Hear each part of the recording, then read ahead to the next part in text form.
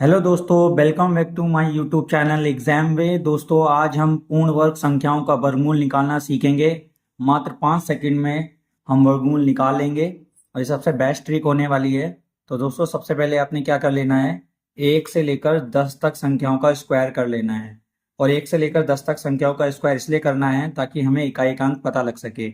इकाई अंक जैसे हम देख रहे हैं, 1 का स्क्वायर या 9 का स्क्वायर करते हैं। 1 का स्क्वायर करने पे 1 ही आ रहा है और 9 का स्क्वायर करने पे 81 आ रहा है। तो दोनों में जो इकाई का अंक है वो कितना है, 1 है। तो 1 और 9 का इकाई का अंक कितना हुआ, 1 हुआ। उसी तरीके से 2 और 8 का देखते हैं। 2 का स्क्वायर करने पे 4 आ रहा है, 8 का स्क्वायर करने पे 64 आ रहा है। तो दोनों में जो इकाई का अंक है वो कितना है, 4 है। तो हमने 4 लिख लिया। उसी तरीके से आप 3 का स्क्वायर और 7 का स्क्वायर देखते हैं। तो 3 का स्क्वायर 9 आ रहा है, 7 का स्क्वायर 49 आ रहा है। तो इकाई का अंक कितना हुआ, 9 हुआ। ठीक है, इकाई का अंक 9 हुआ। उसी तरीके से 4 का स्क्वायर और 6 के स्क्वायर में देखते हैं। तो 4 के स्क्वायर में भी लास्ट में यानी इकाई का अंक 6 आ रहा है और 6 के स्क्वायर में भी इकाई का अंक 6 आ रहा है। तो दोस्तों कितना हुआ, 6 हुआ।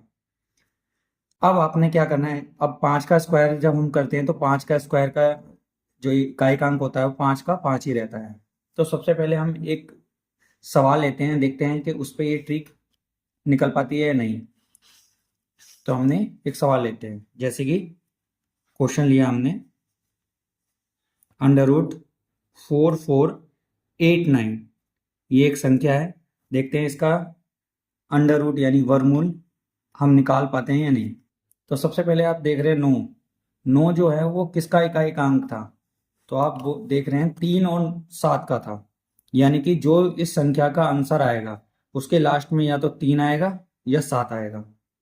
ठीक है, इकाई के अंक से हमें ये पता लग गया कि जो इसका आंसर आएगा या तो 3 लास्ट में होगा या 7 लास्ट में होगा। अब आपने क्या कर लेना है, इन दो संख्याओं को काट लेना है। ठीक है, अब उसके बाद जो बची हुई संख्या उसे उतार लेना है, यानी 44 आ गया। अब ये 44 को देखना है कि किन दो संख्याओं के स्क्वायर के बीच में आ रही है। तो आप देख रहे हैं 44, 6 का स्क्वायर 36 और 7 का स्क्वायर 49। यानी 6 का स्क्वायर 36 और 7 का स्क्वायर 49। तो 44 जो है वो कहीं ना कहीं इसके बीच में आ रही है। ठीक है, आपने अब क्या करना है कि 6 का स्क्वायर और 7 का स्क्वायर लिख लिया तो ऑलवेज जो छोटी वाली संख्या होती है वो लिख लेनी है। यानी दोनों संख्याओं के आगे हमने क्या लगा ली, 6 लगा दिया। अब या तो आंसर हमारा 63 होगा या 67 होगा। तो कैसे पता करें कि 63 या 67 होगा।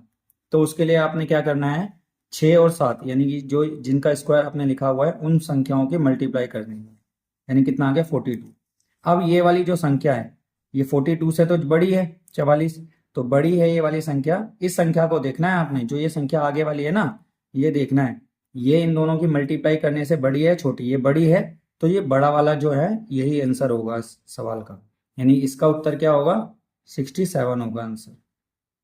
ठीक है, चलिए अगले क्वेश्चन की तरफ देखते हैं। जैसे कि एक और क्वेश्चन लेते हैं, √6241।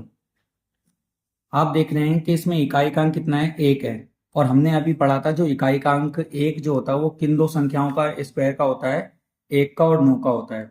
तो आपको पता लग गया जो इस संख्या का आंसर निकलेगा 6241 का, या तो उसके लास्ट में 1 आएगा या 9 आएगा। हमें ये पता लग गया। उसके बाद क्या करना है, इन दोनों संख्याओं को काट देना है। अब आपकी संख्या क्या बची, 62 बची। 62 किन दो संख्याओं के स्क्वायर के बीच में आ रहा है। तो आप देखेंगे कि 7 का स्क्वायर और 8 के स्क्वायर के बीच में आ रहा है ना 62। तो किसके स्क्वायर के बीच में आ रहा था, 7 का स्क्वायर और 8 के स्क्वायर के बीच में आ रहा था 62।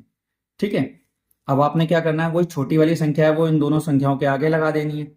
ठीक है, अब आपको कैसे पता लगेगा कि आंसर ये है या ये है। तो आपने क्या करना है, 7 और 8 की मल्टीप्लाई कर लेनी है। तो कितना आ गया, 56 आ गया, यानी 56 आ गया। तो आपने ये वाली संख्या देखनी होती है जो ये बची हुई थी ना 62, ये देखनी है। ये 62 तो बड़ा होता है 56 से। तो जब ये बड़ा होता है यानी कि जो बड़ा है तो बड़ा वाला आंसर होगा। यानी इस सवाल का राइट आंसर कितना होगा, ये होगा। चलिए दोस्तों, एक और क्वेश्चन की तरफ हम अपनी ट्रिक को आजमाते हैं। जैसे कि हमने एक और सवाल ले लेते हैं। जैसे कि हमने लिया 1089 ले लिया। ठीक है दोस्तों, अब वही लास्ट में 9 आ रहा है। तो आपको पता ही है 3 और 7 का जो स्क्वायर था उसके लास्ट में कितना 9 आ रहा था। अभी हमने पढ़ा यहाँ पर जैसे कि 3 का स्क्वायर 9 आ रहा है और 7 का स्क्वायर 49, यानी इकाई का अंक 9 है। तो जो इस सवाल का जो आंसर आएगा, इस सवाल का जो आंसर आएगा उसके इकाई के अंक में या तो 3 होगा या 7 होगा। तो अब आपने क्या कर लेना है, इन दोनों को काट लेना है। ठीक है, अब बचा कितना, 10 बचा है। अब 10 जो है वो किन दो संख्याओं के स्क्वायर के बीच में आ रहा है, यानी कि आप देखेंगे किन दो संख्याओं के स्क्वायर के बीच में आ रहा है। 10, 3 का स्क्वायर यानी 9, 4 का स्क्वायर यानी 16, यानी 9 और 16 के बीच में ही तो आ रहा है 10। तो किन दो संख्याओं के स्क्वायर के बीच में आ रहा है 10, 3 का स्क्वायर यानी 9 और 4 का स्क्वायर यानी 16 के बीच में ही तो आ रहा है कहीं ना कहीं 10। तो मैंने बताया था आपको कि जो छोटी वाली संख्या होती है उसी को इन संख्याओं के आगे लगा देना है। अब आंसर 33 होगा या 37 होगा, तो कैसे पता करेंगे हम, इस 3 और 4 की मल्टीप्लाई कर देंगे। 3 और 4 की मल्टीप्लाई करेंगे तो 12 आ जाएगा।